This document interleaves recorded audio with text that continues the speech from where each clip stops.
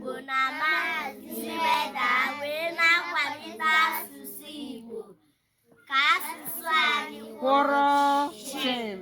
Maazị Meda, ngwa kene mbụ ụwa gwa anyị ihe anyị nwere taa. Ndị ụwa ekenekwa unu. Ndewo Maazị, kedu ife anyị nwere taa? Anyị nwe akụkọ iro. Akụkọ iro, akụkọ eji adị ndụ. Ndị be anyị, o teena akwadobela ụmụaka akụkọ iro. Ọtụtụ ezinụlọ anaghịzikwa akọrọ ụmụaka akụkọ eji adị ndụ. N'ụbọchị tata anyị na-enenye anya n'akụkọ iro. Ebe isiokwu anyị ga-agbado tata bụ nwatakịrị na-eme isi ike. Ka anyị mara na nwa isi ike na-anwụkwa ọnwụ ike. Nwa na-eme isi ike na-eme gịnị? Na-anwụkwa ọnwụ ike. Onye chọ ka ọ dị ogologo ndụ ka ya na chi ya si kwakwuo, nye emekwana gịnị? Isi ike.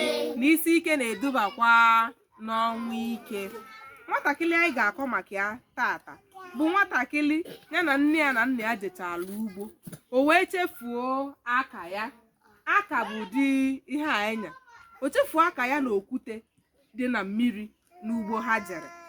Mana mgbe o kwuru nke a, nne ya na nna ya yojuru nwatakịrị ya afọ ka ọ ghara ịchọghachi ya azụ ụbọchị ahụ na ọ bụrụ na eji ugbo mbọsị ọzọ ka enwe ike chetanya bụ aka. Mana nwatakịrị a siri ọnwụ na ya ga-ejeriri jee chetanya bụ aka. Dịka o si dị tata, akụkọ iro a anyị sụnye Igbo izugbe, anyị ejirikwa onu mụrụ mgbe gwakọọ ya. Anyị ji onu mụrụ mgbe jiri Igbo izugbe were akọ ya. Ndewonu.